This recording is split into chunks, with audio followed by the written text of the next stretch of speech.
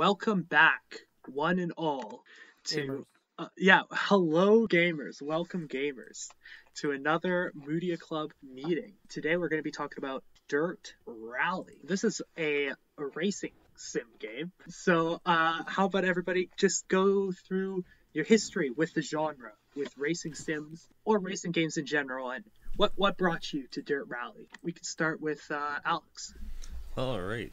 So, Dirt Rally, or simulation racing games in general. This has been a really, really long journey in terms of like getting started playing these kind of games.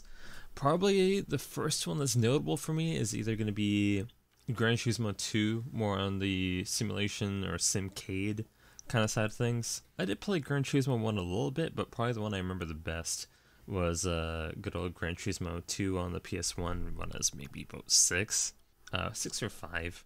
Definitely couldn't play it well back then, and I've gone back to appreciate them over and over again throughout the years. I am a big fan of both arcade and simulation. I definitely like my fair share of Daytona, but generally when it comes to these kind of days, I'm more lenient towards the retro kind of style, mainly as a stylistic choice, but as well as with how handling is kind of, well, handled. You can definitely get those really hardcore simulators these days, but it's hard to find the same kind of balance between very simulation and very arcadey. And that's kind of been my long-term history with it. I kind of discovered Dirt Rally through Grid. I played a lot of Codemasters games back in the day, like Toka Race Driver, Grid Autosport, Grid 2, and I did play, I think, Dirt 3, which was like free at one point on whatever console. Eventually I did manage to pick up a Dirt Rally through a bundle, and I eventually went ahead and tried it out, and I'll leave it for the questions, but I essentially led to it through bundles. Nice. Well, my journey was much the same, except less convoluted. I had less racing games in my history. My first racing game I ever remember is, Mario Kart Double Dash? So that's Gross. it was a beautiful game, because you don't have to be good at driving to be in that game. You could just sit in the back and let your friend drive for you. That's what I did. Oh, that's kind of fun. Yeah, it was generally a good time. I do miss driver that mode. Yeah, we'll get back to that later. But that's a mechanic or something that I wish I saw more racing games do. There was like Crash Tag Team Racing or something like that, where you had one driver and then one gunner, and they even had a release on the PSP. I played the heck of that. Nice. Yeah, it was a lot of fun. And then the game I played the most was Tokyo Extreme Drift. I got that in a dollar bin or something. Yeah, so for the PS2. That was a lot of fun. I couldn't figure out how to, I got to a certain point and I couldn't get past the drifting challenge. And then I gave up. This is when I was a kid. And then my most exposure to racing games was through demos. I have played Classic Moodie. I've played through all of the demos on PS3. So damn. Yeah. So I tried out all the demos. I think Dirt was on there, or a very similar like rally racer, or maybe a buggy racer or something like that. So that's how I found Dirt. But how I got into sim racing is, I think it was F1 2015 was one of the games that was on there, or it might have been an earlier F1 game. My sister and I played that a lot together, and she would beat me all the time. She was way better at sim racers. So yeah, it turned out, my sister's sim racing is like one of my sister's favorite genres, next to like platformers and like party games and stuff, So yeah, absolutely. Cool. So yeah, my sister got me into sim racing because I had to beat her in F1. I still haven't beaten her. And now got Dirt through a bundle. I saw that Noah and Alex were playing Dirt Rally, and I'm like, okay, it's time to play Dirt. I might have offhandedly mentioned that Dirt was a good game to play if you're looking for rally racing. Yeah, I hadn't actually played it. A fake fan. How about you, Noah? Well, Alex kept rhapsodizing about Gran Turismo. And eventually I got PSP version of Gran Turismo, and really quite enjoyed it, surprisingly so. I found that it was a great grind game, you know? You can just play the same track over and over again and get a little bit better and then get some points and try out some new cars. This was Gran Turismo on the PSP, but I only played the dirt and snow tracks because asphalt sucks. I'm not even interested in asphalt. And then you guys said, oh, hey, you know, Dirt Rally would probably be a good sim to play. Which, of course, means nothing, because I don't take recommendations, usually. But then Alex bought the game for me. Bought the game for me. So then I had to play it. Just for the audience at home, GT or Gran Turismo on the PSP doesn't have the same kind of progression system as usual GT titles. You can kind of pick whatever kind of races you want to do. You're just doing single events until you earn enough credits to buy whatever you like. That's right. It's very... I went on the same track over and over and over again. And I discovered all the points where I could go really fast and then just slam into the side of the track instead of braking and get ahead of all the... Yeah. I mean, hey, Gran Turismo 3 used to be classic for that until Gran Turismo 4 upped the friction a lot more. Gran Turismo Portable, or whatever you want to call it, used to be back in the day Gran Turismo for boys, believe it or not. So they're trying to make it a bit more lenient. And also it was advertised as a Gran Turismo 4 Portable back in the day as well. It's a weird development history, and it just kind of released quite late. It is a very awkward release, but either way. For the record, I do tout GT a lot. It's a little I have a lot of experience with, but I do play a lot of other racers like Need for Speed, Tokyo Extreme Racer again, but more so on the Dreamcast. And I have a long history with the Assetto Corsa and modding it. I'm not sure if I've been on the Moodia Club much at all. I think this actually might be my first like recorded episode of Moodia Club that I'm like actually participating fully in. But I am modderific. You may have heard him referred to as the resident tech bro. Possibly. Yes. Go watch our Demon Soul recording. Don't do it. Hey, I worked hard on that audio editing. Okay, so we've talked about rally racing, but what does rally racing mean to you? That is an oxymoron! Oh. Because, like, racing is when you're trying to get there faster than the other people, but in rally racing, you're just by yourself trying to get time. Mm-hmm. Not necessarily. In this game, that is the case. In most real life situations, that's the case. But I mean, it depends on the type. It depends on the type of rally. Yeah. Yeah, in Dirt 5, I don't think I've ever had it. I don't think there's any time. I think it's all head to heads. Yeah. It's all head to heads or like group racing. It's Dirt 5's weird. Dirt 5 is a racing game and not a rally. Yeah. No, that's fair to say. Go. That's why I felt weird. What was the question? What is rally racing? What does it mean to you, basically? What does rally mean to you?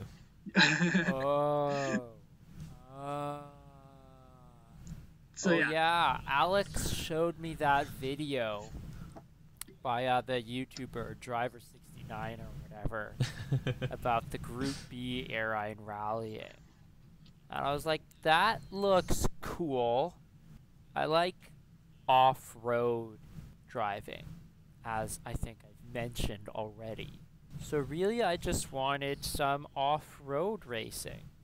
And I think, well, racing, some off-road driving games. And I think rallying is just one of the most popular genres there. Well, rallying for me is tech.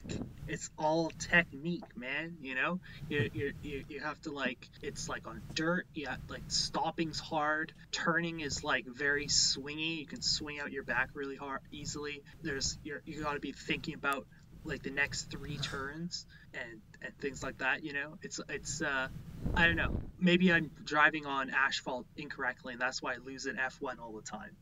But when I'm driving in dirt, I'm in like second gear, gritting my teeth as I like shoot around a tight corner and smash into a wall because I did it incorrectly. That's rally racing for me. What is it for you, Alex? Ooh, it's kind of a bloated question, and I don't mean to give too big of an answer here, but for me, rally racing is the harmonization, or rather, a more practical reason for drifting to exist. Yeah. For me, I grew up with, of course, again, more arcadey games that did allow and sometimes even very much encourage this kind of drifty nature of cars. That sparked an interest for me with tuners, especially, considering that most of these Japanese racing games focus a lot on Japanese cars. So, looking into things like the Mitsubishi Evo more into that car, and then looking more into rally and seeing how you can still have this kind of, I don't want to say unrealistic, but the harmony between driver and track, where drifting is still a viable tactic, is really cool to me. That perfect balance between in control and out of control at the same time, sliding around corners, it's mesmerizing to me. Specifically with Group B, I found Michelle, I forget her last name. Michelle Mouton. Super talented drivers, pulling off these crazy drifts with these ultralight cars, and I don't know. It's definitely a bygone era to me, in my opinion. But it's just so. Is rallying dead? Rallying as it used to be is dead, but it's dead for good reasons. Mostly for safety. Yeah, no, pretty much just safety when it comes down to it. Like in all good sports, safety ruined the sport, right? Yeah. I won't say ruin the sport. Just if I can't watch people die, I'm not interested. Yeah, that age of cars is going away, where you have these lightweight, fun cars that could still be fairly cheap or affordable while still being quite fast, because they don't need to put all their power in making these really nice engines that crank a lot of horsepower. You can have a small engine cranking horsepower like a 4-cylinder and still do great. But not anymore?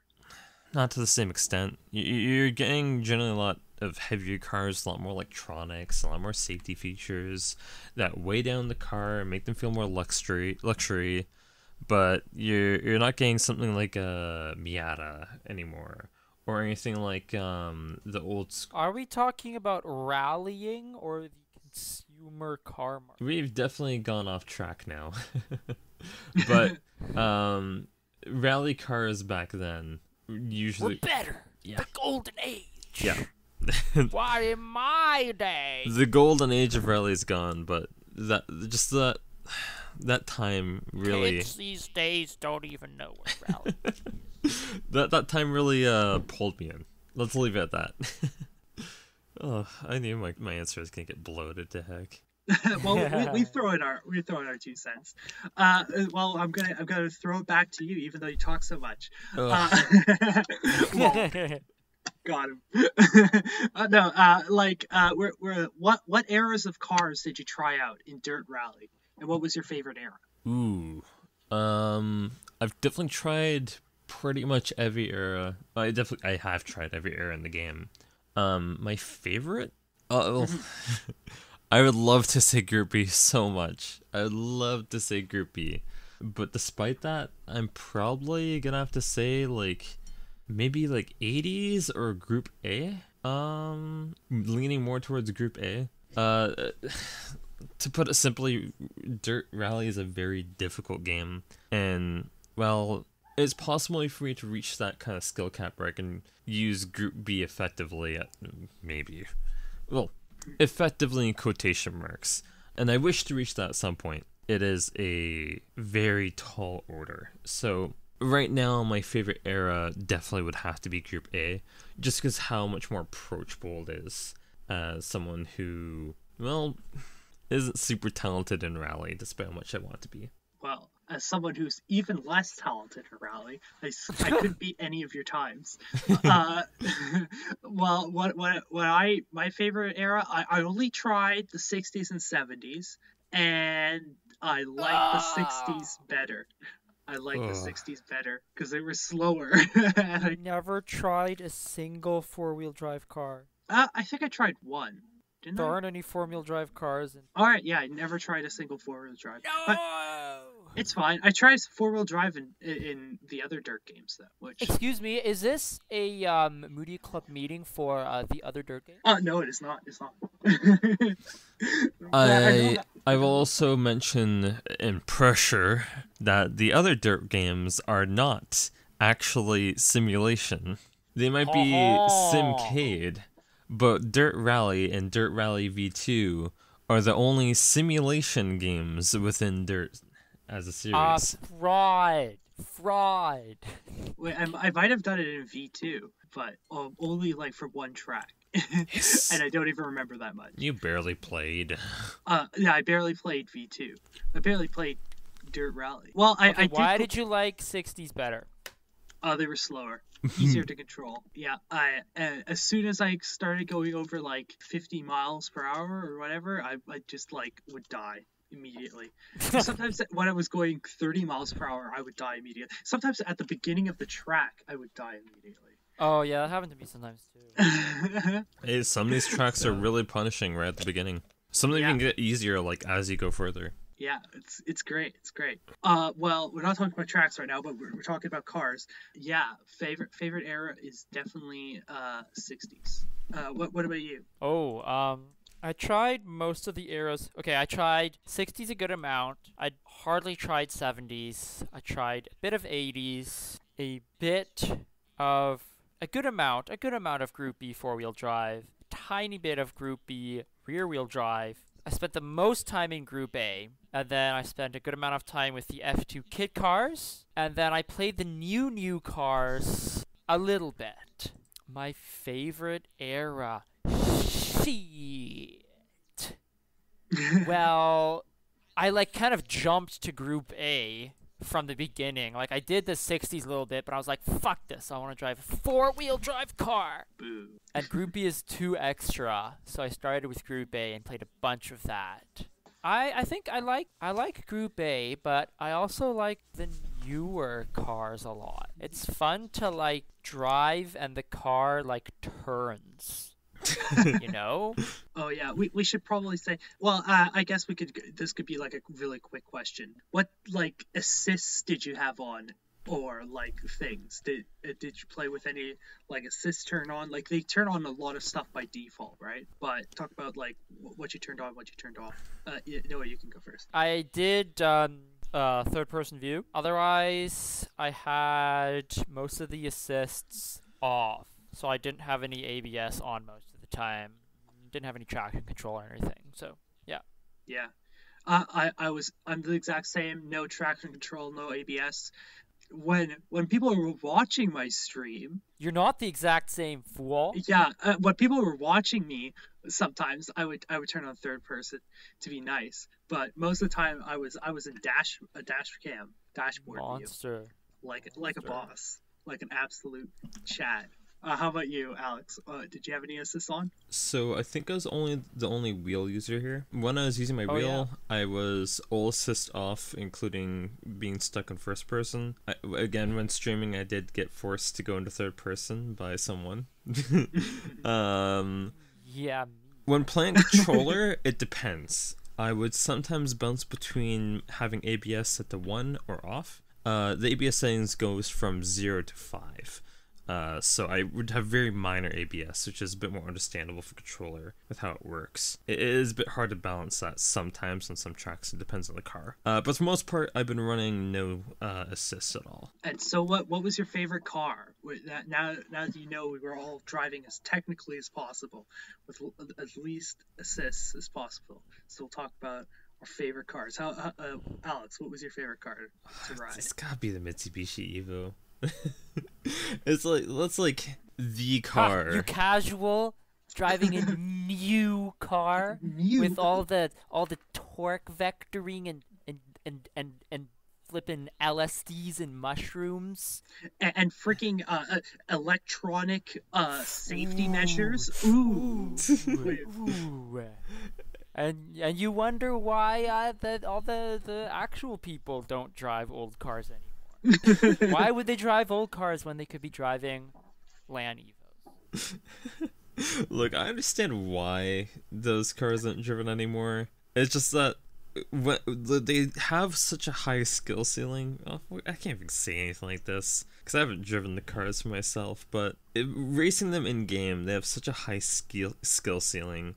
Seeing those kind of cars with such little assist being mastered is beautiful, and it's just a complete show of skill when it comes to driving and mastery And insanity. Yes, very much so. Very disregard for one's own health. Very, very much so. Again, I understand why. I think, though, the Evo and even a couple years after that still had that kind of 90s charm where there's still, light, fun cars. It was the years after that, where getting to like the Evo X, or around the Evo X era and onwards, that's when it kind of went downhill. I'm specifically talking about, I believe it's the Evo 4 or the Evo 5 in Dirt Rally for the 90s rally cars, which is like, I think we're Group A, right? I think it's bundled in. Oh, I don't know anything about Either way, 90s Evo, 100%. How about you, Moody? Me? My answer would be, well, the Renault Alpine. The Renault Alpine A1110 I drove the most. But as soon as I drove the Mini Cooper S, I knew that was the car for me. See, the Alpine has 6 gears and a lot of torque and a lot of power. The Mini doesn't have any of that. So when I didn't feel pressure to like gear shift like optimally or anything. It was like way smaller and like stubbier. So but what is the biggest difference, Moody? You haven't mentioned the biggest difference. Oh, Mini Cooper is a 4-wheel drive. Front wheel drive. Front wheel drive. Well, right. The Renault is rear. Is rear, yes. That's right, baby. Rear wheel drive sucks. Actually, I did have a good time with Audi Quattro. That's a 4-wheel drive car. That's really fun. Don't change my answer. I like the Audi Quattro. I'm not going to change my answer, but Audi Quattro, I'm just going to point out there is, that's like a Group B car that's still manageable. What? It can't turn. Yeah, it can. No, you try to turn, it's like, no, I don't want to. And then it's clearly you're not using the e-brake enough. How about you, Noah? Favorite car?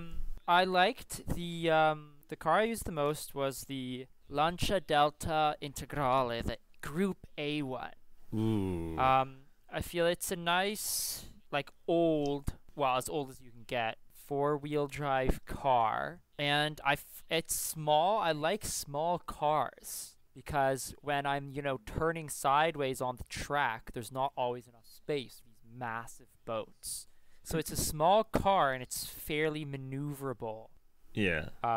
Without having all the assists. Of course, I enjoyed the assists a lot. Well, I say assists. I mean like modern 4-wheel drive sims. I enjoyed that a lot too. I gotta say, that's a very, very good choice. The Lancia Delta Integrale is wonderful, wonderful car. Much better than the Audi.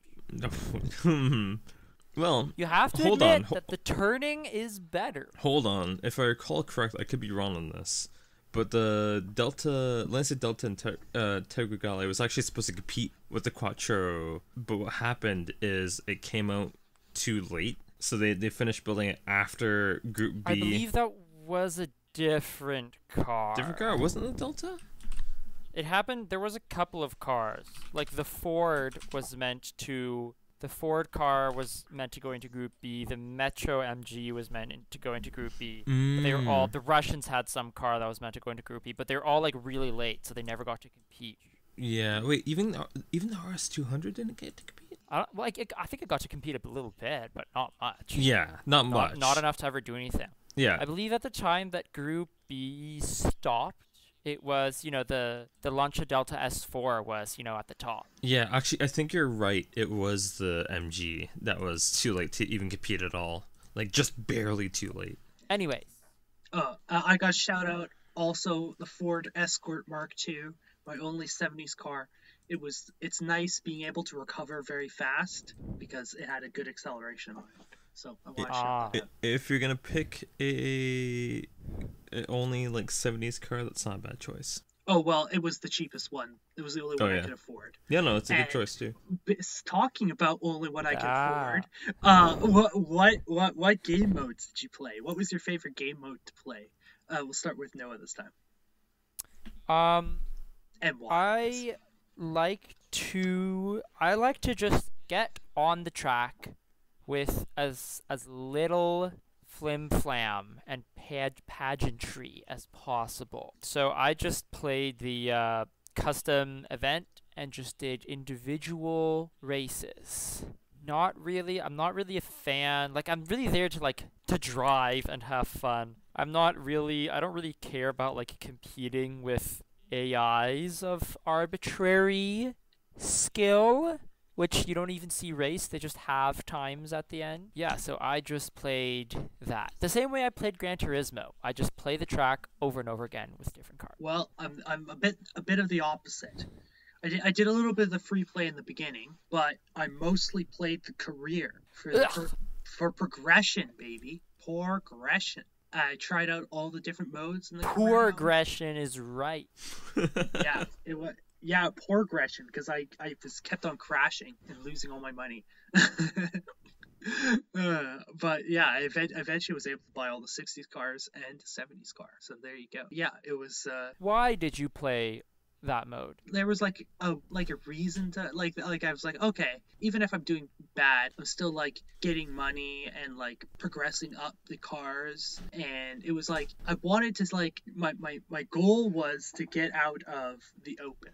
I wanted to get out of the open. I was like, I'll get out of the open. Then I know I've gotten like good enough-ish that I feel like I can like talk about this game or whatever.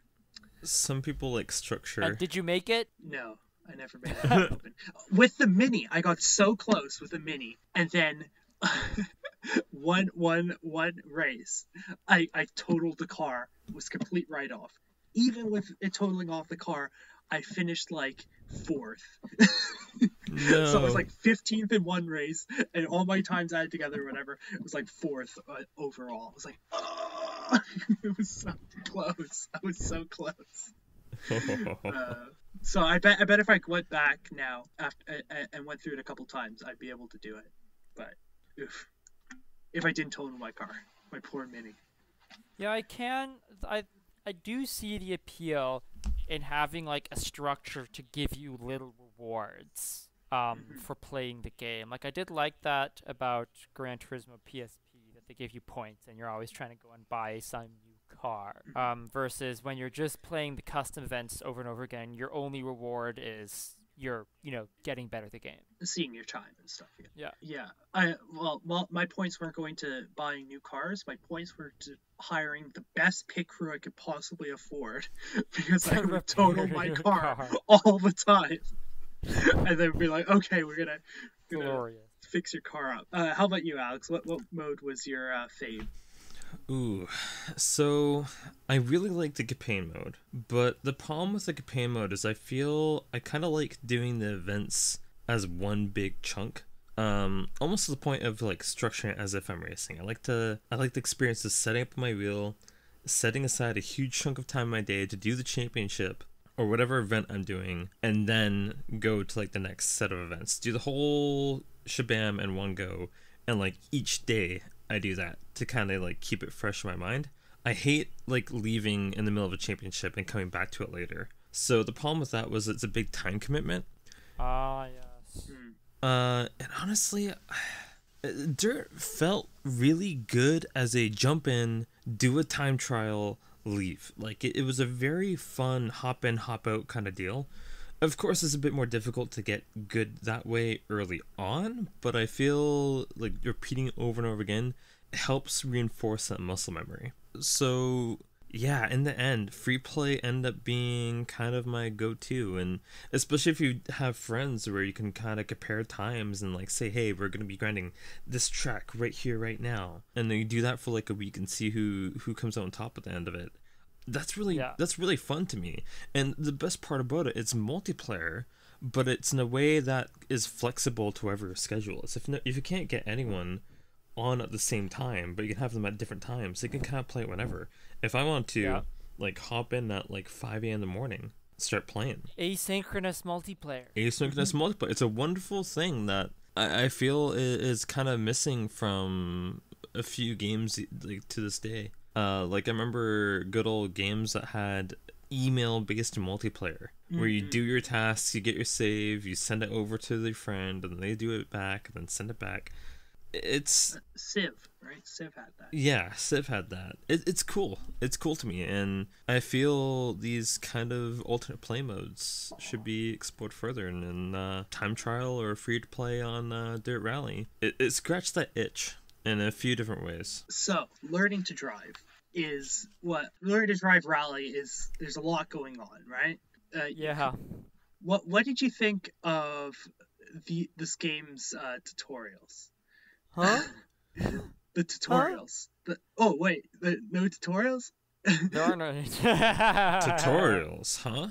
Oh, tutorials. was I the only one who What are did you the tutorials? Oh, I watched the video. I thought you were playing Dirt like Rally 2.0 for the tutorials. I was for the tutorials, yes, but we're talking about Dirt Rally, the first one. Yeah, that had The tutorials. videos. That did have tutorials. Tutorials where they literally just explain a concept, and then they say, and that's the concept explained. Go try it out somewhere. Yeah, and they explain it the way they're explaining it to like someone driving a real car. Ugh. I mean, Yeah, it's I haven't watched So, and it, some of them, so yeah, me too. And well, I watched some of them the one time I was interested in it, and some of them they like tell you exactly what inputs to do, like in they tell you how to Scandinavian flick. Some Wait, of them like really? yeah, they tell you how to Mhm. Scandinavian flick. Nice.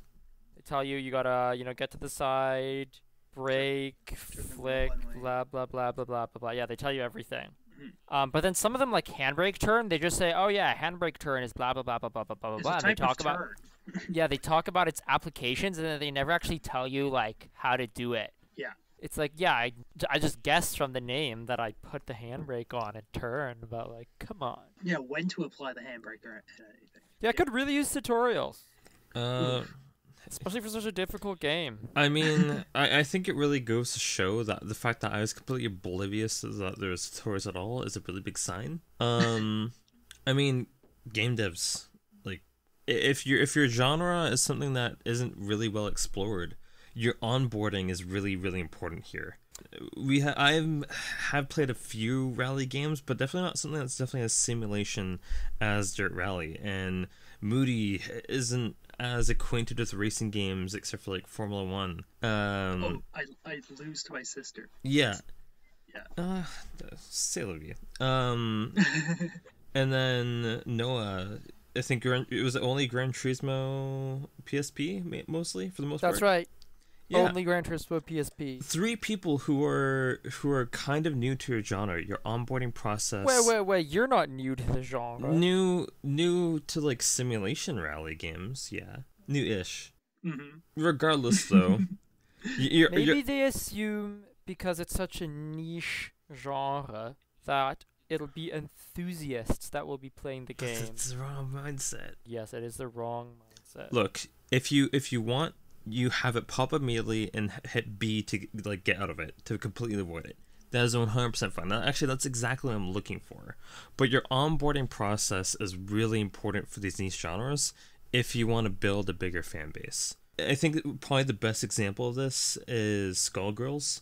It isn't very in your face immediately, but the tutorial system on that is one of the best, and it's often pointed to as like, hey, some random straggler is trying to get into fighting games. Where do you point them? Skullgirls. They have a complete tutorial for yeah, you play the from Skullgirls beginner, tutorial. beginner to advanced. And this is something that I feel really needs to be explored more to get people into these more diverse genres. Yeah, I think they're trying to go for like the hardcore a bit too much. Yep. You know, because it's very like realistic. Like they're like, ooh, we can make it so realistic that the tutorials will just be like videos talking about real driving. Which is funny to me, considering trying that to like be cool with that, but like, come on, guys. like it's cool. I love that kind of style. But what's funny to me is that you're getting people from Dirt, which really isn't that much of a simulation game, coming over to Dirt Rally and being like, huh, what's going on here? I don't know. I hope at some point we start getting that kind of onboarding process into these kind of games, and I hope to see eventually. Does Dirt Rally 2 also not have it? They have a tutorial, but like the onboarding process still just isn't as impeccable as it should be. There's a lot of work to be done. I don't know of many games that really pull off super well, but like either they assume that people, most of the time they always assume that they have at least some sort of experience with racing games, or you know, like if you look at Gran Turismo, the tutorialization is great, like having the driving line painted on the road, and it tells you where to brake. Actually, is a really nice way to have like an assist for the player, that they can, like a way for them to learn training wheels that they can remove or use.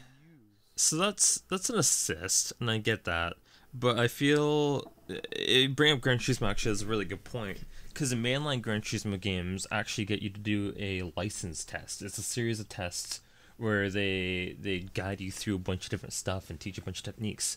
It's really, really good, but it's really difficult, because they teach you how to like pull off chicanes properly, how to draft properly, you know, how to follow the apex of a turn, exiting out of an apex into another apex, like a bunch of different of these like low to high level techniques, and they reward you for it through the entire game.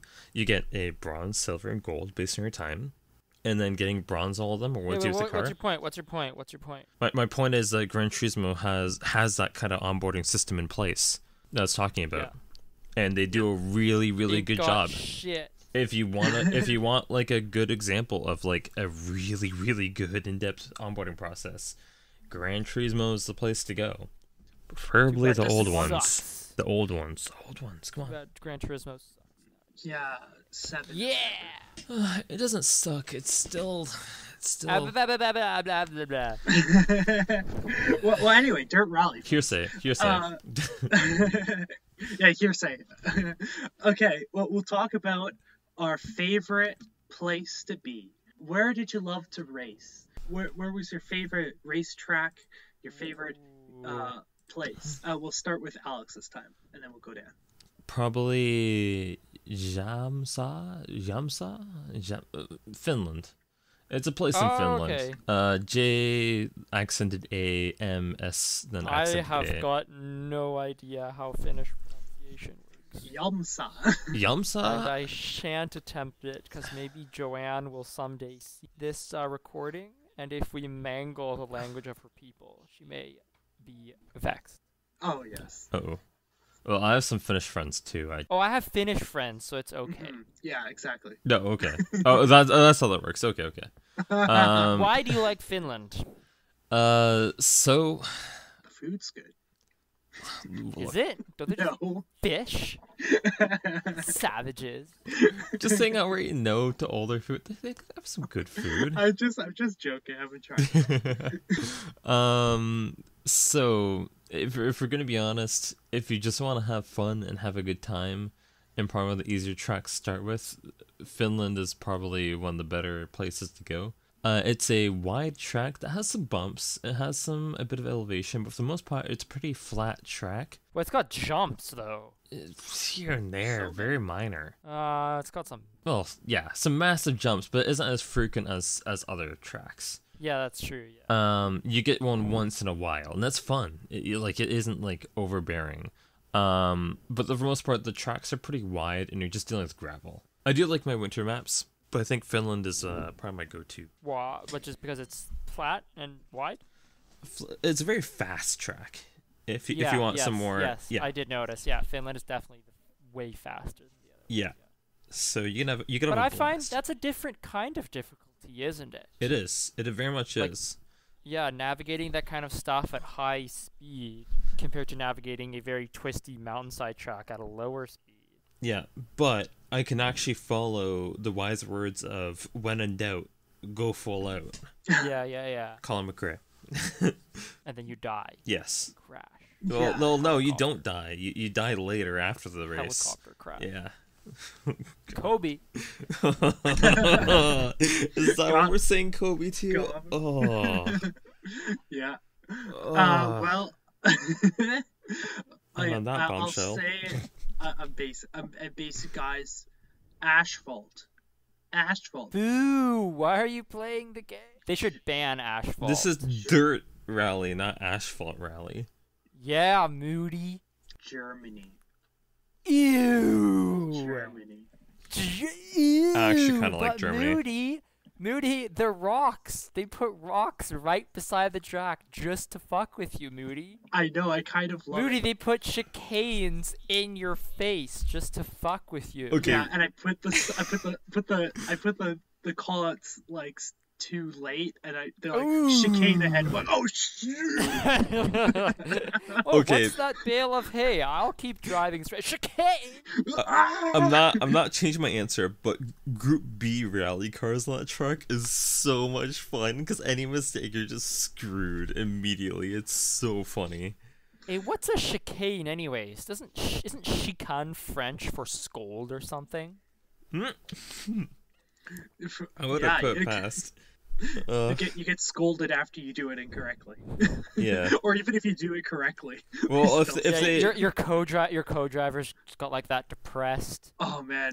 I Yeah. heard nothing Okay. but the Right. depressed co-driver. right 560. I think I have to bring up like a chicane in a normal track doesn't usually have. Well, it depends on the track. Sometimes doesn't have those borders. So in racing games, where they don't penalize you, you just drive straight through the chicane, and that's Oh, why nice. that's why it might be scolding because you always get you drive right through it and then get scolded. Ah. I made that mistake a bit too many times. I'm not sure if that's exactly what it means. I just remember something vaguely like that. It works for my joke. Yeah, it does. Hey, what's a chicane for the viewers at home? Oh wait, I'm gonna Google it. No, what is a chicane in racing? Oh, Oh, for the viewers at home, a chicane. It's like a zigzag? Yeah, it's sort of a zigzag. It's a point where you're facing two very sharp turns that are going opposite directions very, very quickly. So you're going to take a sharp left, a sharp right, and then a sharp left, and then back out on a right. Or sharp left, right, left. It's 3 different turns. Sorry, my bad. 3 different turns. Do you in mean quick. 4? It's 3 or 4. You could do 4 as well. Depends on 1, 2, 3. Well, no, you're taking one long turn. It's a U-turn, so it's only 3 turns. A chicane is a U-turn. You heard it here first. No, folks. A chicane is a U-turn. I mean, you can have as many turns as you want technically, like multiple chicanes in a. Well, I guess that'd be multiple chicanes in a row instead of just. Anyways, yes, 3 turns in quick succession, usually used to slow down the pace. or to total your car completely. Yeah, just to fuck with you. Like, Hey, you see Moodia cruising down the track at a rapid 20 in his Mini Cooper. Fuck that. I'll be honest, it really is the middle finger of track design. It 100% is. Oh, it's so good. Yeah, they get like small crest ahead, jump maybe, chicane ahead. What? Yeah, then you gotta hit the brakes as fast as you can, and that's when you realize that, oh yeah, right, I have ABS off, and then you like lock Hey, your car. what are all these call-outs we keep talking about? We should probably explain that as well. Yes. Okay. Your favorite track, and then you can explain the cause, I guess. Yeah. Oh, my favorite. Greece, baby. Greece. Oh, it's so scenic. I died the most. On the side of a nice on a goat track on the side of a mountain, you know, the rocks on one side and a sheer cliff on the other side. Yeah. I enjoyed watching Moody plummet to his death several times by driving off the cliffside. Yeah, I think I played more Greece than the rest of the game combined. I really like Twisty. I really like gravel. Yeah, I like twisty and gravel and the view, man. I found out that the view matters a lot to me where I'm racing. I Oh think yeah. maybe that's part of the reason why I like off-road racing, because I like a view. Yeah, you get some nice views. I think I might like hill climb style stuff as well. Especially when your graphics are turned down to minimum and you can't even see the bystanders that you're trashing. I guess Yeah. that's one thing I should bring up that I'm a bit late to. I did play a lot of Rally Sport Challenge on the original Xbox, specifically 1 and 2. But yeah, that is The co-driver. The co-driver. So- Oh my gosh. So in the sport of rallying, because you don't like, it's not like one track that you memorize, it's just like a bunch of like real roads. So instead of like having the track memorized and all the turns, you've got another person sitting in the seat beside you with a piece of paper who is reading out the turns ahead so that you know what to expect. And it's surprisingly extremely like necessary. Because if you're going and you're like, oh, I see a turn up ahead, you know, if it's just a nice gentle turn, then you just have to slow down a little bit, you know. But if it's a blind turn and it's a lot sharper than you're expecting, then you can die instantly if you don't know what to expect. So in the game has a co-driver who sounds like he's got potatoes in his mouth, according to Kyle, who tells you ahead of time what turns are coming, the sharpness of the turn, obstacles, jumps. And I say tells you ahead of time. He only tells you ahead of time if you don't have the call-out set to super late for some reason, like Alex and Moodie do. I know I haven't. I'm defending my honor here. Excuse me. I had it set to the default setting. I have mine set to late, but I still Yeah, react and pretty... I saw you as you're racing. I saw you go right off the track, and the guy warned you, right 3 as you were going off the track.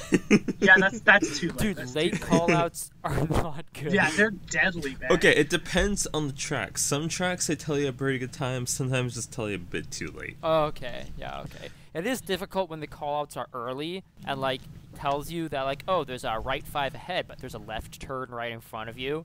Yeah. And you've got to keep in RAM that there's a right 5. Yeah, so my problem is that I really haven't upgraded my RAM very much since probably the early 2000s, maybe even 90s, late 90s. You gotta download more. Yeah, so I really have to have those short times because I'm too focused with a lot of stuff, especially if I'm using the wheel.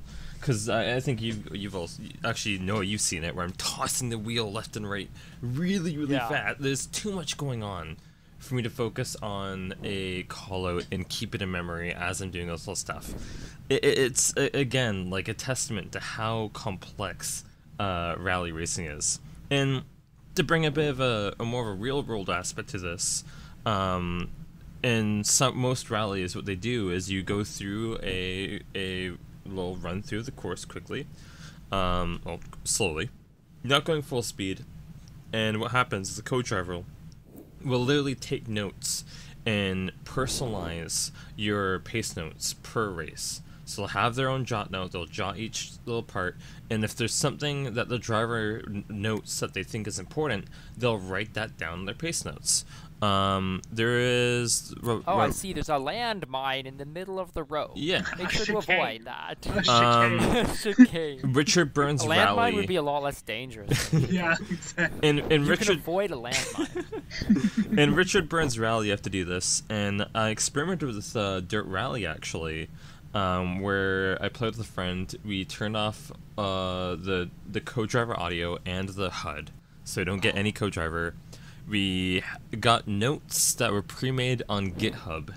Turn off the monitor as well and see if you can drive. Turn off the controller. No. The co-driver Stand up. had to Walk be able out to the see as door. well, so you had to stream Touch it. grass. Damn it. This is bullying now, okay? I don't have to put up for this abuse. No, I want to hear your experiment because this is I was thinking about this A being co-driver co-op mode? game. Yeah, a co-op. Yeah, that'd be cool. Yeah. Be cool. Yeah. So tell us about it. It sucked ass. It is so insanely difficult trying to like time it because things happen so quick and they're like you're trying to read this as they're doing it and it could be happening one after another really quickly or have really long stretches between it. So what WRC does actually has this built in is they basically have it like a rhythm game. They show you it, they give you a little timer, and then you have to say it, and then when you say it, they reward you. If you don't, they give you a little downvote, right? So you're playing a rhythm game with your microphone, reading these pace notes out, and they give you very clear visuals, which is really nice, because we had to translate this, like, code that they use to, like, simplify the pace notes, how long they are, which took me a long time to do, and I did it incorrectly a few times. My driver was pissed at me. He was not happy. And when I raced, he did a lot better than I did, but it was still super ass.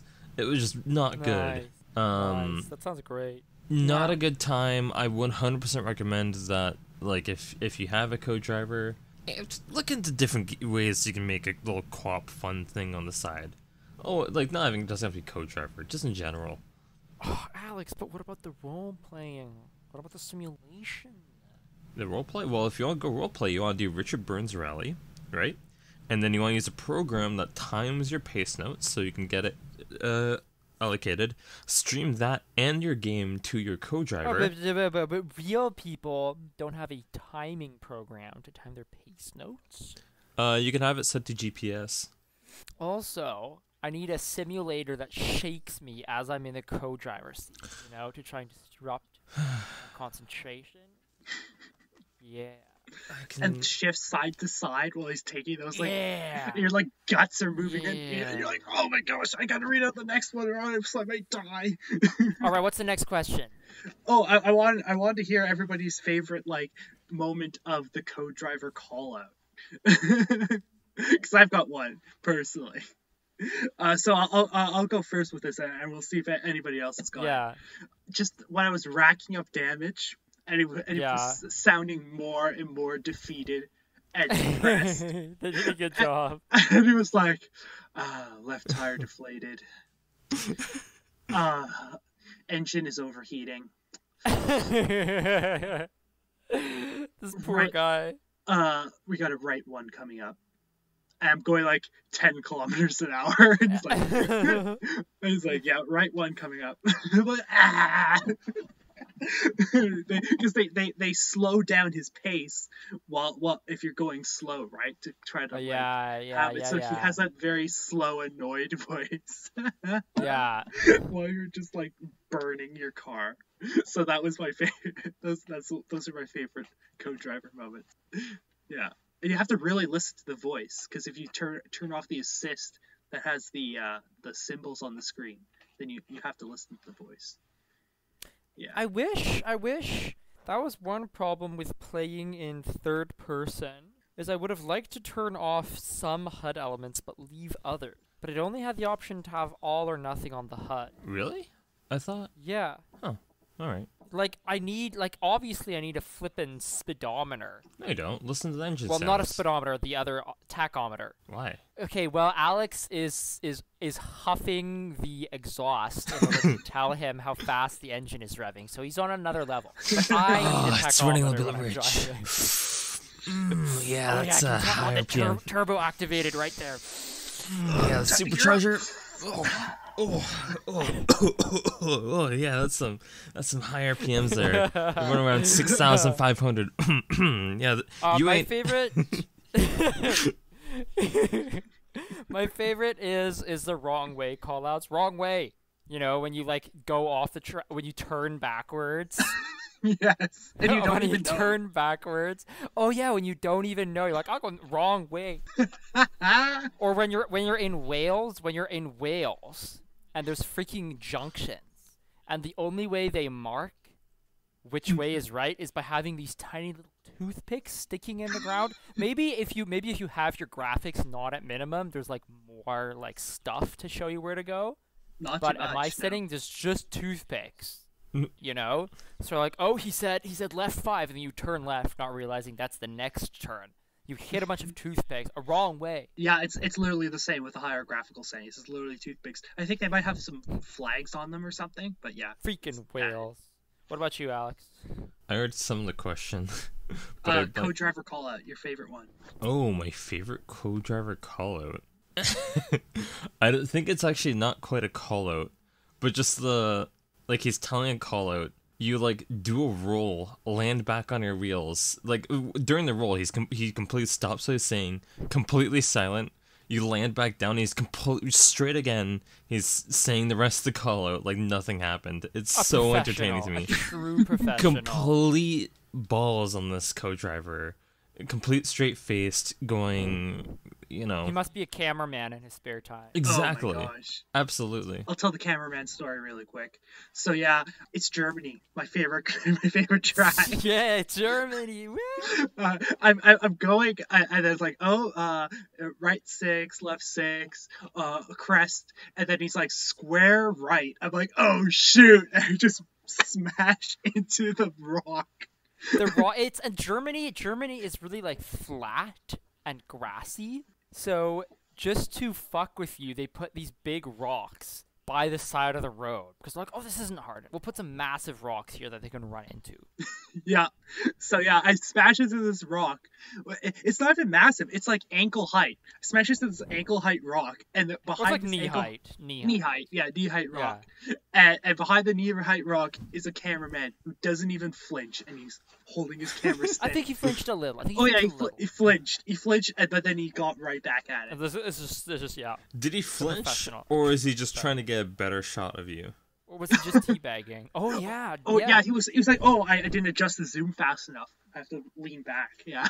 Yeah, you're getting ripped. His face suddenly has to change his perspective like a little bit higher, like way higher than if you were far away. So no, he's not flinching. He's just advanced. Oh, he's advanced. Yeah. He's got a lens in his other hand. He's ready to fast swap the lens. Yeah. I thought of another great co-driver moment when they call out a double caution. Something and you just keep going. There's one specific turn in Greece at the end where it's like double caution right 5 over jump, and I'm always like, it looks fine, and I go over, it's a tiny little jump, but there's a fucking rock right afterwards, and this is literally the last turn. The finish line is right there. You go around this turn, you hit this rock, and your car literally, this happened to me several times before I learned, your car cartwheels off the cliff. Oh gosh. That's it? That's so the whole sometimes race the double cautions are there for a reason. Yeah. Oh, it's so good. There's so many moments like that. What I love the most, next to the rolling, is when you're like driving really fast and it says, like turn ahead, jump maybe. Like he sounds so unsure, like jump, I guess if you want you can kind of jump, just leap that shit, go flying, then land slightly wrong, or wheels are co-driver is definitely like a highlight. Yeah, co-driver's really good mechanic. They did a really good job. Oh, my only gripe is that when you're in the cockpit view, you can move your camera around by using the right stick. And I tried to look at my co-driver's notes and read over his shoulder while I was driving, but they great idea. They don't update the notes, so realism lost. and then you went off a cliff. No, I was actually doing fine because I was in the Mini. I think the co-driver adds a lot more atmosphere to it, and it has a lot of soul. There's a lot of soul to having the co-driver there, and it's fun. Yeah, I would love to like have racing games that didn't necessarily have like a co-driver necessarily, just a guy to say stupid shit at me when I'm driving, like if I fuck up or if I like. Oh, an announcer. Not even an announcer, just like in fighting games. I want to be like if you do anything, they're like. I want a friend there beside me, air or not, just shitting on me the entire time. Oh, okay. Yeah. You could probably hire a dominatrix to do that. Mm-hmm. Shit, you're right. Shit on you while you're playing the race. I didn't. Hold on. Okay, what's the next question? Next question. Next question. Yep. So yeah, we've talked about how like the realism of this game, right? But is the realism fun, and why? Why is the realism fun if it is, Ooh. or if not? Yeah, Alex, you can go first. So, that's a really really tough question. Does the realism make it fun? Well, I could say first and foremost that I definitely enjoyed the realism. It's definitely a big change of pace, and it made it stand out a lot more compared to previous rally games I've played. Did it make it fun? I would definitely say so.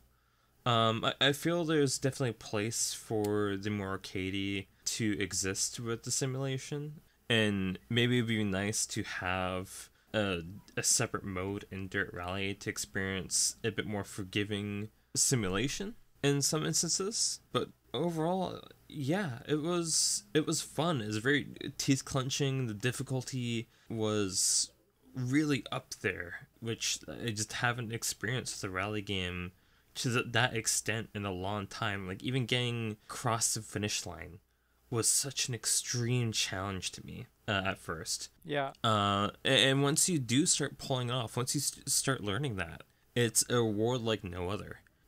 People often criticize the grind. Oh, this game's too grindy. But when you make a grind, when you make a grind fun, when you make a grind that's actually enjoyable, you know, that's when you... Yeah, I think grinding is fun in racing games, especially Gran Turismo 7. I'm just kidding. Go on. Look, it's a fun grind, and it isn't a grind in the sense of upgrading vehicles even. This is a personal grind, which is a very big change of pace for me. One that really has no end in sight for a very long time. Especially with the difficult world of rally racing. Once I start getting good at rally, then I go to Group B. And honestly, I will never see me mastering Group B. There's no possible way for that. It'll reach my limits before that point. And that's really cool to me. It's an experience that I don't get often enough in games. The simulation does make it a lot more fun. And Moody? So I was going to come in here, be all contrarian on you. Oh. Because I played Dirt 4. I played Dirt 5. I played Rally 2.0. I played Dirt Rally. My favorite game out of all of them was Dirt 5. The one I had the most fun with was Dirt 5. Did you play Dirt 5 from within the cockpit as well? I turned off as many assists as I could. Let's see. I know I played it from third person. But what I realized when I went back to Dirt Rally, and I played with the Mini Cooper, which was my speed, finally, a car that was going my speed, and I could crank on the acceleration all I want, and there was no way I was going to accelerate over a hill and reach over 40. It finally clicked, and I wasn't flying off the track all the time. I had finally reached a state of flow. That was the main reason it wasn't clicking for me. It was because I wasn't able to get into like a flow state in Dirt Rally like it was in 5. Which 5 is just because the tracks were massive because you have to like pass other cars, so you were able to like easily drift and all this other stuff, right? So yeah, it was it finally, when I finally got the flow state, that I was like, I see. And it was way more technical and way more harrowing. And so yeah, So do you think that realism makes the game fun by making it more technical?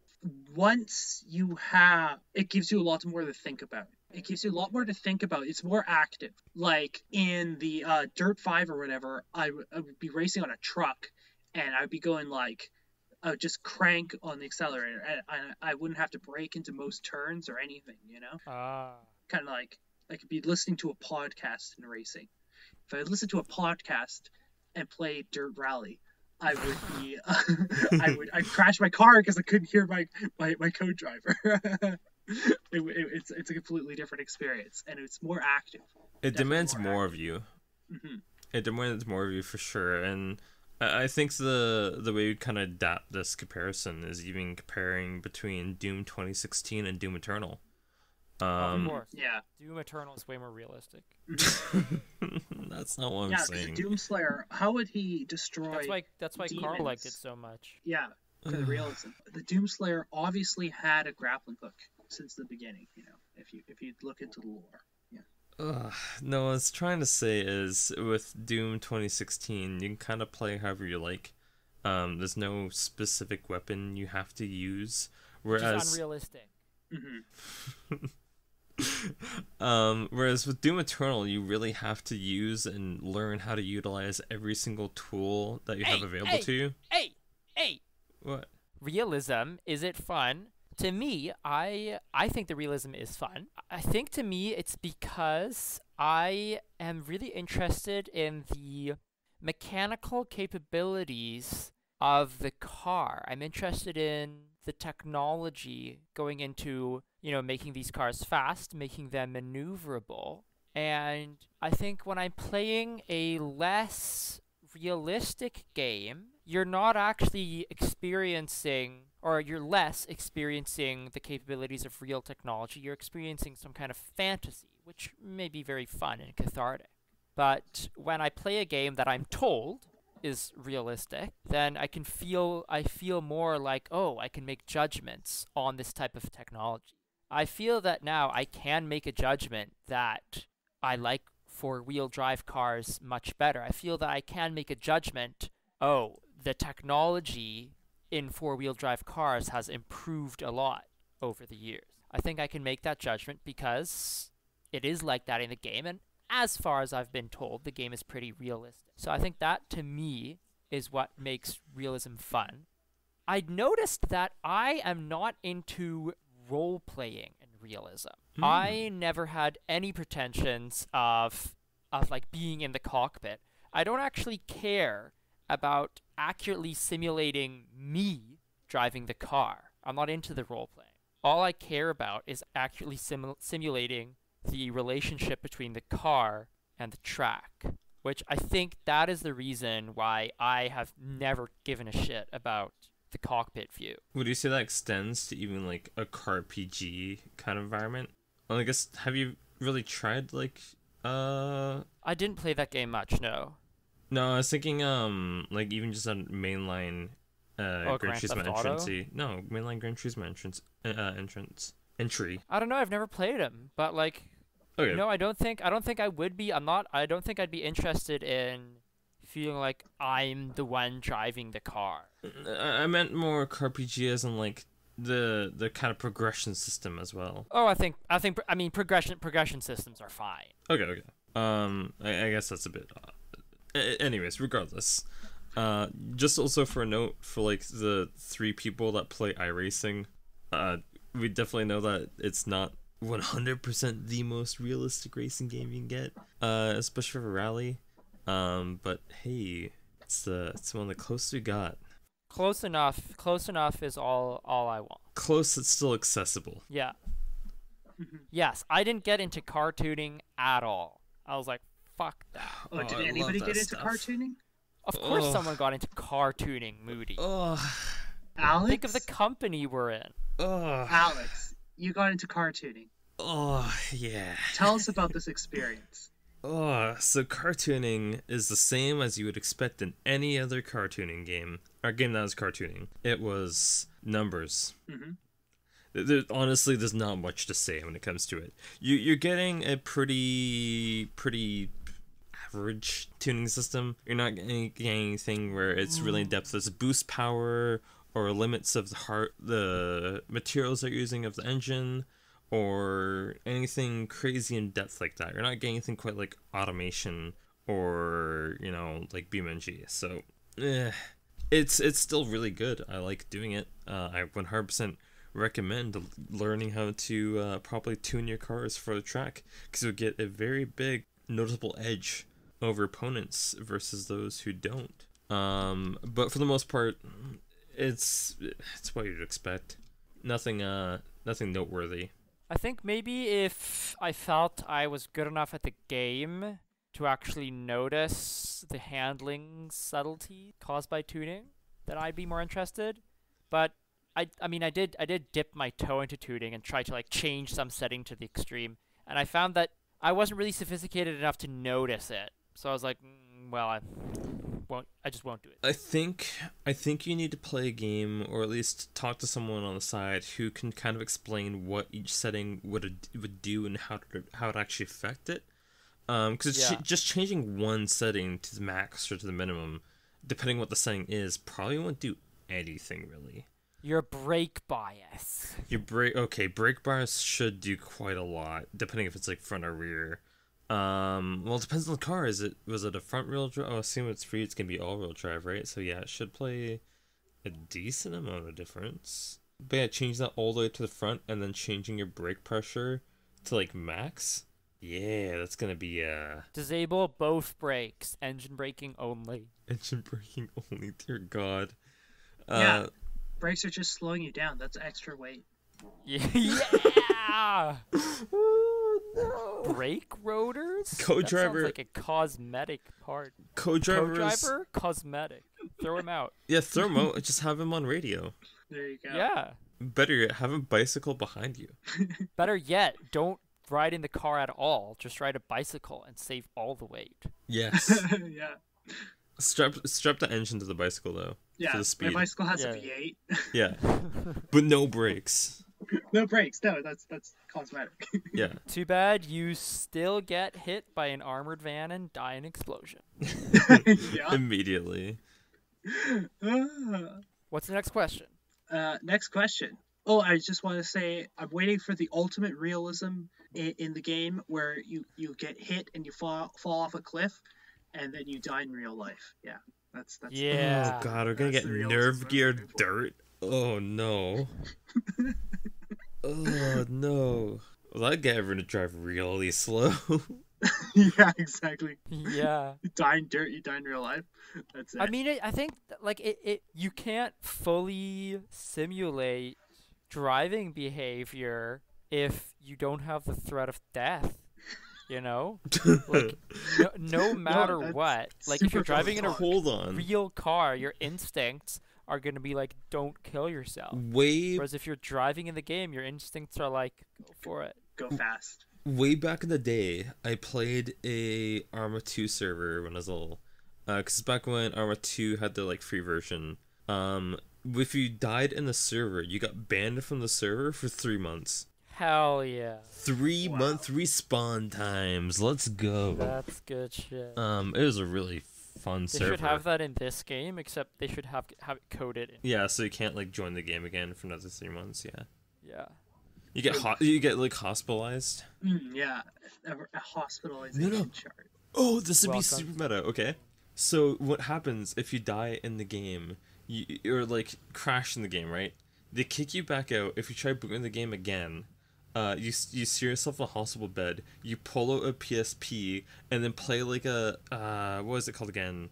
Demastered? Gran Turismo. No. You play like Bloodborne? a demake version of Bloodborne. the game. Bloodborne. You Sure. play it on minimum settings. Oh, yeah, you play it on minimum. Well, setting. then no one won't be punished at all. He already plays on minimum settings. Wait, what's the next? What was the question? The question was going to be about the online. Do you guys have anything else to say about the online? We kind of talked about like, No, I agree with Alex. yeah, Huh? it's very good the asynchronous play. Yep. I think they could make it easier to see your flippin' times. That's true. That's true. I think during the race we should see ghosts as well, like the ghosts of your Oh your yeah, friends. that'd be cool. That would be cool. the ghost, or like chart your progression as well. Like, Well, they do oh, that. They do that. Well, that. hold on. They only do that. It's part of the HUD in third person. They only do that in Dirt Rally 2.0, where like you can race head to head against a friend at the same time, and you'll see like Oh, okay. you'll see like their like little chunks, and if you like got past them or were below them, and that was really fun. But really, we should see ghosts as Yeah, well, you especially should- if we yeah. do like head to head like real race, like real time race, I should say. We should see ghosts of our friends. That would be unrealistic. Oh my god. No, what if they died and then you were psychic? Then it's realistic again. There you go. Okay, next question. Okay, the next question is about the game's music. I literally turned the music off. I didn't actually care about it. You monster. Like, I don't have that much to say about the music. Let's get that question. skip it. Skip it. It's like ambient. Yeah, it's okay. So the one thing I will say about it is, if you ever played any of the old Codemaster games or the Grid and stuff like that, it's the same kind of shebang. It's electric. It's nice. It's calm, Eurotrash. but it's very Eurotrash. dry. It's not Eurotrash. It's dry and too so dry. It's It's too dry to be Eurotrash, huh? it's nothing to write home about. It works perfectly for this kind of game, but it's just nothing to write home about. Turn it off. Put on some Kiko. Have fun. Skip it. all right.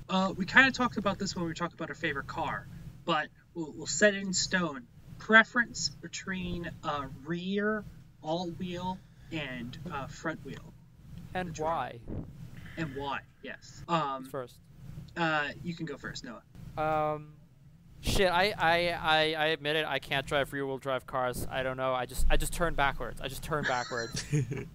You're supposed to, in a rear-wheel drive car, according to the tutorial, you're supposed to use the accelerator to induce oversteer, which is when your back wheels are slipping, but your front wheels are, rolling, also known as, drifting. You're supposed to use the accelerator to induce oversteer to drift around the corners. But I always put too much accelerator on and I turn backwards. So I cannot drive rear-wheel drive cars.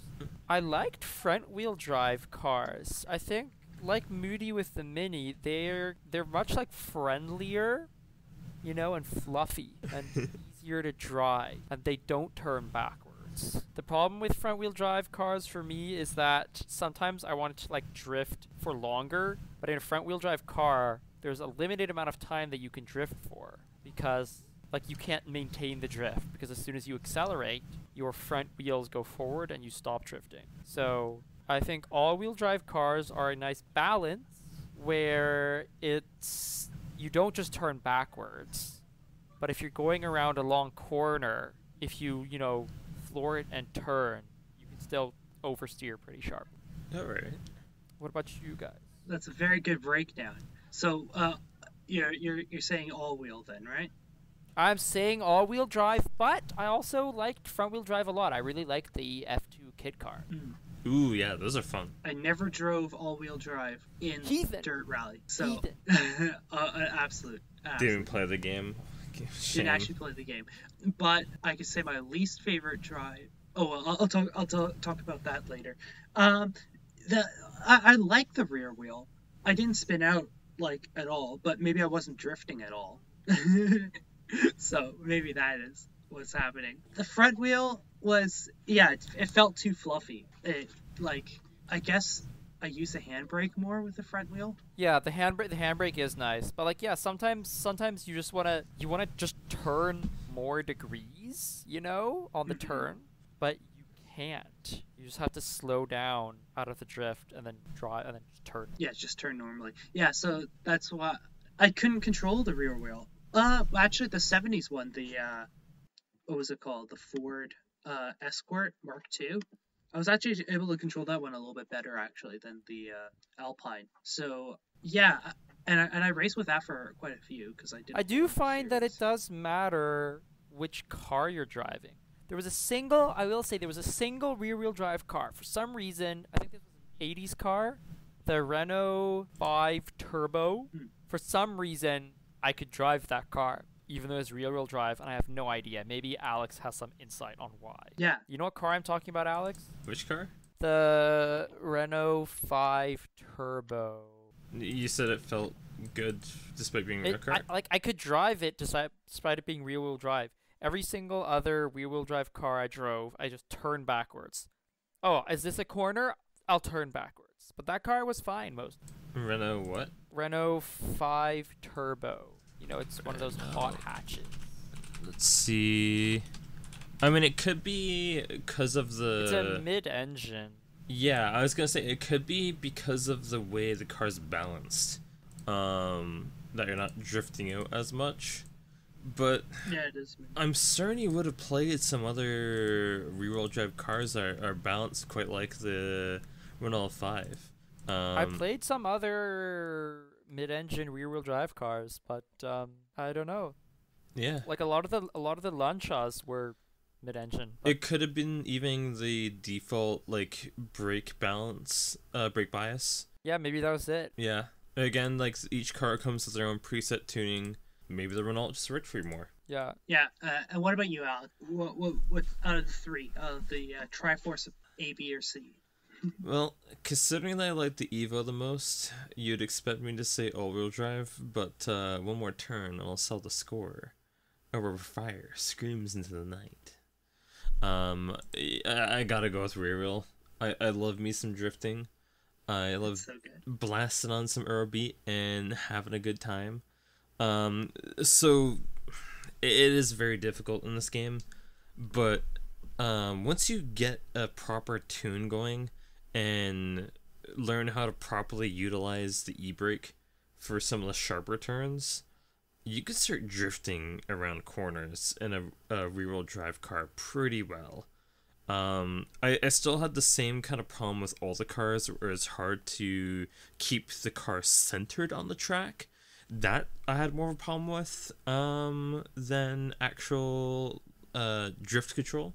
But yeah, no, rear-wheel drive is just, oh, it's so much fun. And you can honestly do a lot of the same stuff on a all-wheel drive car.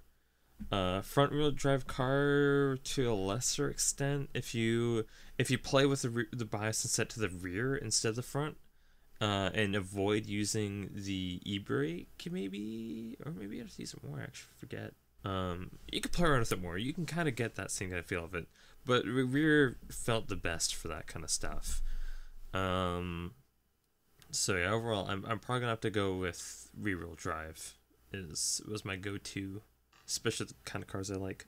In this game or in general? This game. Nice. All right. I think it's time for the favorite category. But we already did favorite car, favorite stage. Yeah. I guess we kind of already talked about. Oh well. What was your favorite moment, or what do you enjoy most in this game? Like why do you play Dirt Rally? Oh. Alex can go first with this one.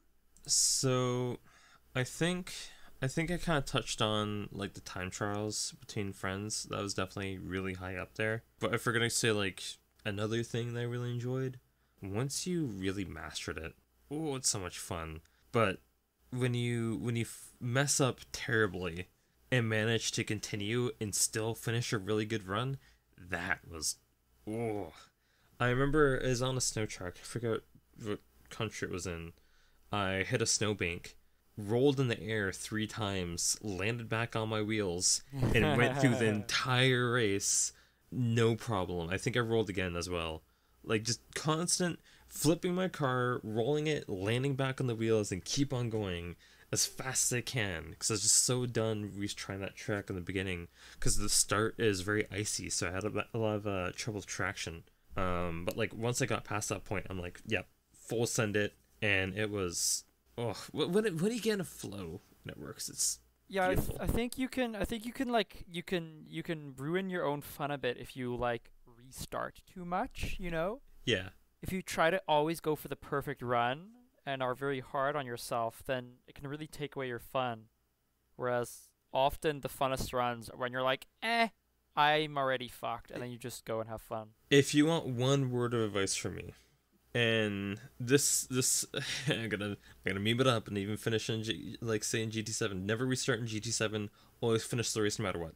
For Dirt Rally, go through the whole race, even if you mess up terribly, and then right before that finish line, hit escape. That is when you can restart. Do not restart beforehand. Take your time, as many opportunities as you can to learn the whole track, get all the way through it.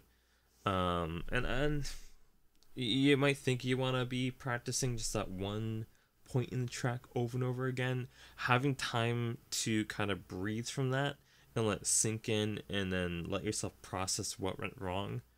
by practicing the rest of the track, it will pay off in the long run. And then instead of hammering your head against the brick wall over and over again, you hammer your head, walk around that brick wall, then hammer the next brick wall immediately after, again and again and again, until all of them fall down at once. With your head. With your Dominoes. head. You might have a really bad concussion, but I think it's gonna be a lot better time than if you're just to restart over and over again on the same small part of the track. Yeah, the same brick wall gets boring. Mm-hmm. Sometimes you need a brick wall to laugh at you, or have a giant picture of Madoka painted on it with 2 middle fingers. And take a shit on you. Nice. We're not talking. No, And by not. brick wall, I mean dominatrix that I hired A to brick complete my house. dirt rally. Hire a dominatrix as your coach. Next question, or sorry, Moodie. Next person. Okay, I'll go next. Technical mastery. I guess. Okay, What was your here's favorite what it moment, fool? Your The favorite moment. is. It's when you hit a drift just right. Think you're going over the edge. Your rear hits the snowbank, but but you somehow make it through it, and you cry tears of joy. Does You're rear like, I did total tires? my car again. Does rear tires tickle the edge as the material falls off down to the cliff? Yeah. You feel the Yep. cold air breeze down your neck as you get close. Yep, I gotta agree with Moody. And with Alex, as he said at the beginning, for some reason, drifting is just really, really fun. Just that swingy slide around the corner. And yeah, of course, for me, because I was playing on Grease, the absolute best is when you're going around, you're drifting around that corner, and your rear outside wheel, because I'm driving a 4-wheel drive car, my rear outside wheel goes off the edge of the cliff. Yeah. And you're like, oh shit, I'm fucked. But your car is turned inside just enough that you hit the accelerator and it just pulls you in around the corner. My gosh, amazing! That never happened to me. But that's amazing. I think Beautiful. I think it's a pure difficulty in punishing nature of this game that makes that feel so much better. Because I've done similar things in rally games and it felt good, but nothing is exhilarating or keeps me at the edge of my seat as much as this game for that. It's Well, then I'll make sure to never play another racing game. Got him. all right. Pain. Yeah. I've seen it all. Okay, we've praised this game a lot. Let's name a couple things that we didn't like about the game. This is to get the complaints out of the way, and then we'll give our final rating after this, or if anybody has any other questions after this. So Noah, what did you not like about this game? What did I not like about this game? Someone else go first, I have to think. All right, the tuning did not work for me. Well, I mean, like, I wanted to use the workshop tuning and just like use Steam Workshop to tune my car for me. Because I was lazy. Yeah, that was a feature. But for some reason, I nobody tunes the 60s cars or something, I guess. Oh, I guess no one's driving them. So I was like, drat, I'm not going to interact with this tuning thing because I have no idea what I'm doing. Tutorialization, we already talked about that. Bad. You have to play a different racing game before you play this one. Basically. Yeah. Some of the other racing modes are kind of garbaggio. Rallycross? Is Rallycross, but what is there like? Is this the one that has like golf cart racing in it, or was that a different one? I don't think this is the one. No, that must have been Dirt 4. This one's got like hill climb, which I never fucking touched. No, and Rallycross didn't feel good. Yeah, it was. Oh okay, yeah. I've got a it? complaint. Okay. I've got a complaint. This is related to the HUD turning off and on. So when you play with the third-person HUD, there is a progress bar that fills up as you progress along the track. And at certain checkpoints, it tells you, you know, how far ahead of either your best time or the best time of the person in this event, how far ahead or behind you are. And that always and this number pops up in the middle of the screen, like a time pops up in the middle of the screen to tell you how good or shitty you're doing. And this always destroyed my concentration. I'm like, yes, I'm 1 second ahead of the split, 1 second, and then I'm not listening to the fucking co-driver, and then I go off a cliff, and then the next one 10 seconds behind. Oh my gosh, beautiful. Yeah, I literally turn that off. I'm like, I don't care if I'm doing well or I'm doing bad. Yeah, but when you're playing in third person, you can't turn just that part off. So awful. Oof. So annoying. Oof. How about you, What about you, Alex? Where do I begin? So, look, this is a really, really good early on rally game, but man, Codemasters, what are you doing with your menus and your RaceNet feature? Oh yeah, that's true. Yeah. Oh, look, they look pretty, I guess. But the fact that... Don't you like pressing select over and over and over again, Alex? Oh, I sure do. Your menus can be so much more streamlined, but instead you have it more complicated. You lack options for different game modes or game modes in general. Your options menu is convoluted and has things placed where you wouldn't expect them to in different categories. There's a lot of games that fall victim to this, but... Codemasters, you've never gotten this right, and it's just, it's a disaster. Moving on from that, I think Noah probably knows my next huge complaint. What the fuck is with the multiplayer game modes? Why Why am I only allowed to do this like one stupid rallycross game mode where I'm playing on these really tiny tracks and can't do head to head? Yeah. They've addressed that in rallies like Dirt Rally 2.0, but the fact that is even a issue in 1.0 kind of baffles me. It's like one of those FPS games where the single player and the multiplayer are like designed by completely different studios and the mechanics work completely differently. Oh, yeah, no. This one was designed by Monster Energy Drink. Pretty much. It feels like a demo. It's so...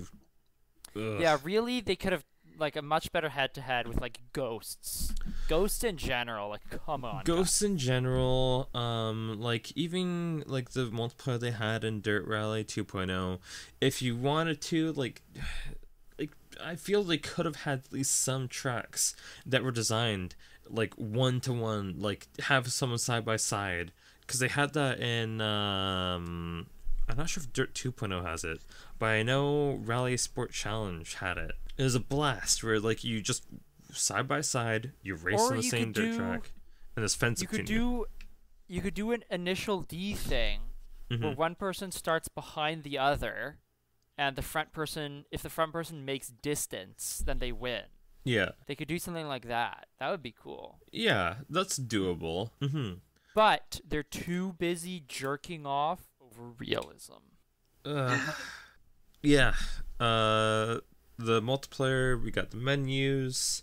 I can maybe complain about the car selection. There's some things that I'd expect to be missing, but honestly, car manufacturers are literally insane. Yeah. With like the requirements you have to do, what they'll actually let you put in. They're only getting more and more strict. Unless you're like Sony, who can perform fellatio on the Japanese car manufacturers, you're going to be missing a lot of really nice cars. I'm not blaming Codemasters for that at all. And they get screwed for that. So you're just saying that Polyphony Digital, they got them dick-sucking lips.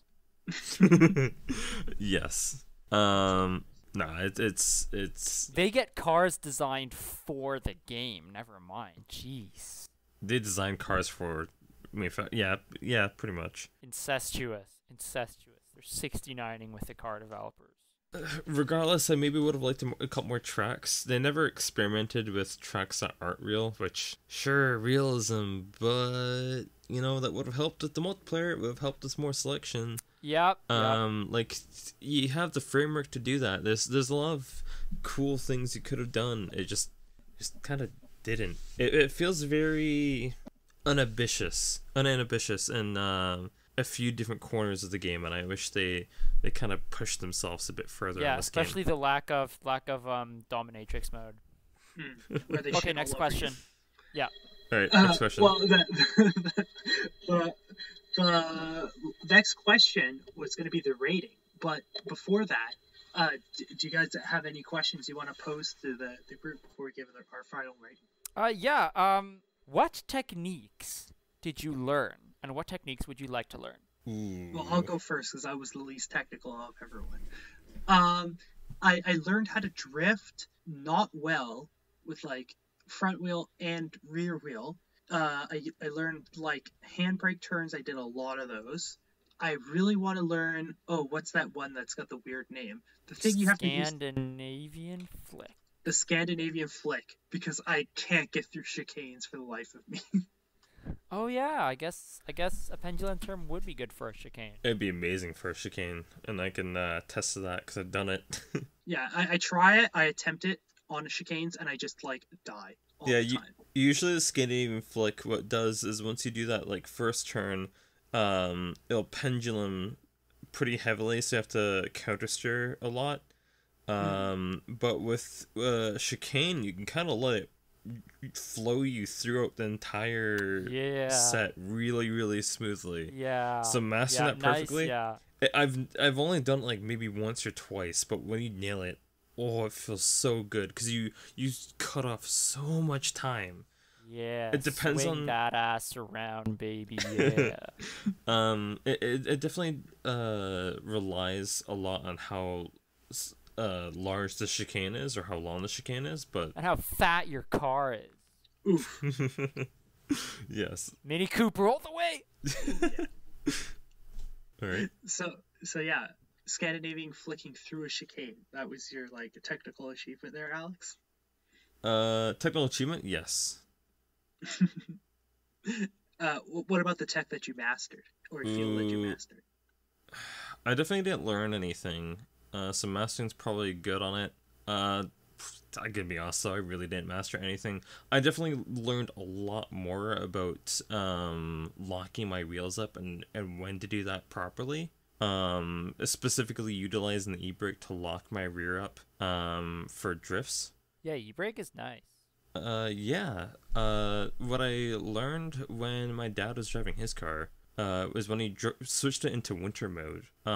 It basically locked the rear, like it constantly applied brake to only the rear wheels, whereas the front wheels were fine, and it's like all-wheel drive. And trying to apply that same kind of mentality towards winter tracks, even dirt tracks, and dirt rally just kind of worked.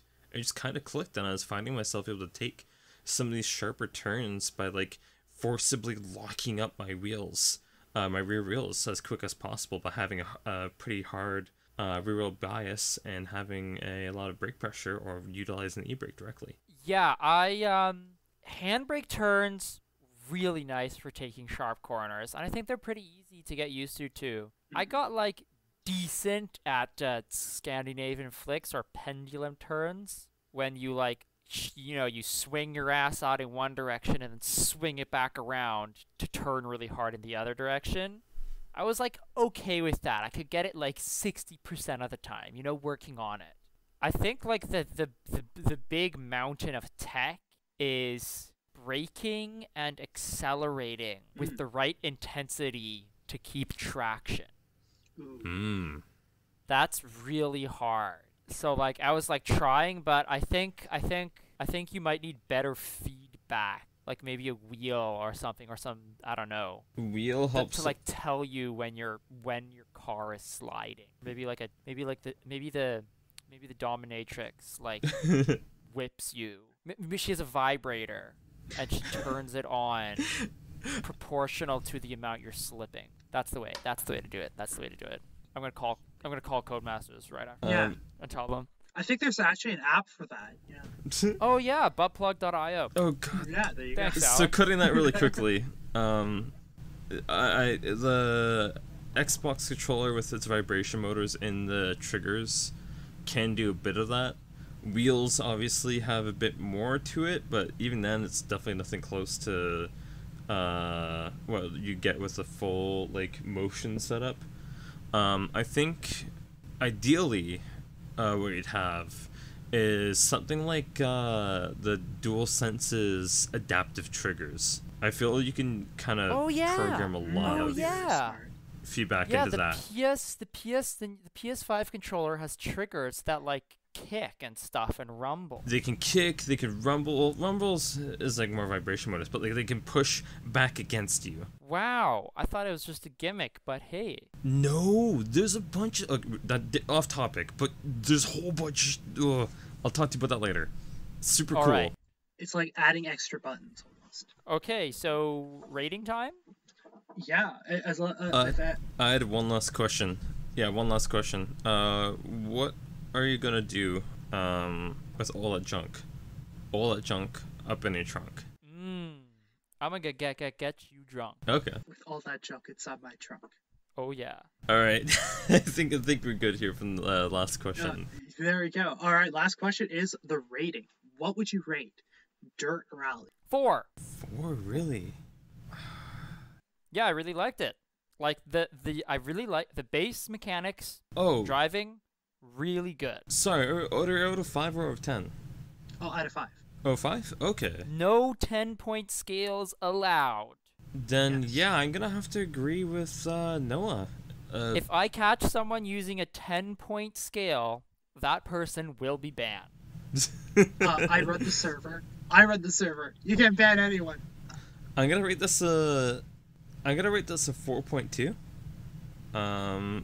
Dang. 4. 100-point scale. I'm gonna 4. have to agree with Noah. It's a definite 4.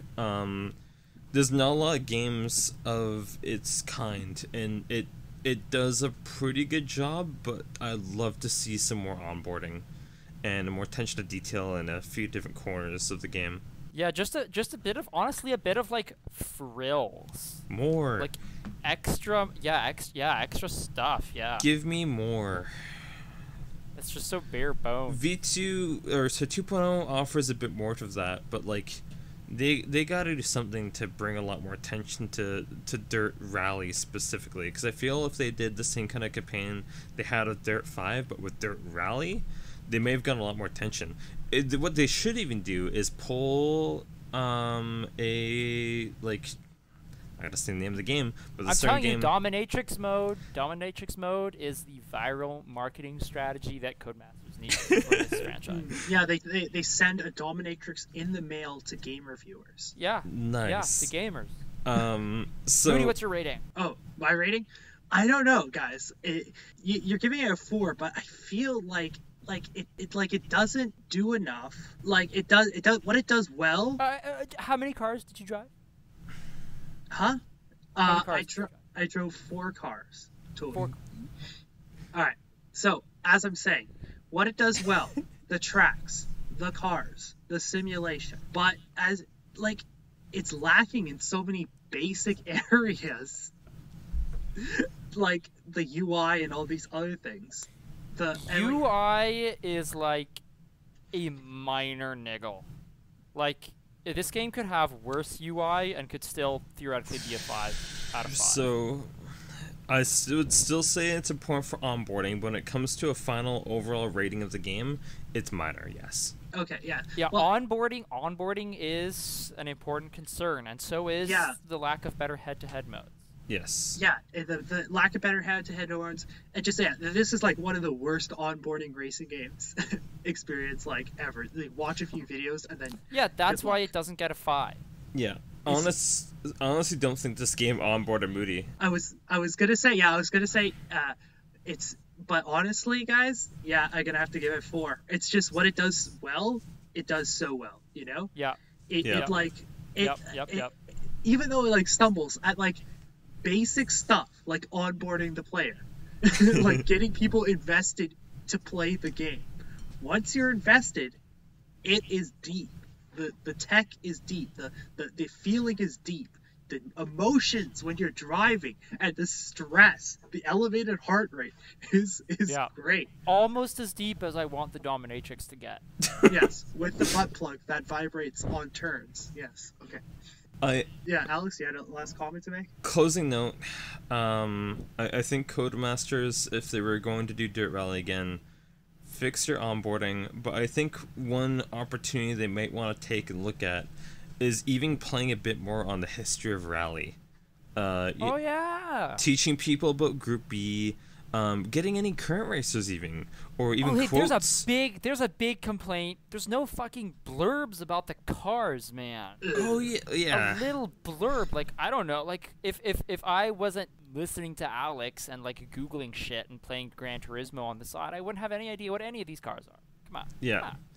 That I'd say Maybe that's like kind of maybe like a mode where you're like in a cafe history and mode. like there are people that like explain car bios to you, you know? They hand you a newspaper, like new car part released today. So for the folks at home, I am very upset and conflicted Well, about that's something off topic. Closing comments. Close the comments. It's good at what it does, but it's not good at what it doesn't. Yep. Onboarding. It's really important. Bring new people to the franchise. I don't care how niche or how complicated it is. Bring people to you. Make a reason for them to stay there, and give them an outlet to explore and experience it for the first time. Just because something's really advanced does not mean. And then keep them hooked. Keep them hooked. Keep them hooked. Keep them hooked. But like tie them to the chair. The key to all that, though. Handcuff them to the chair.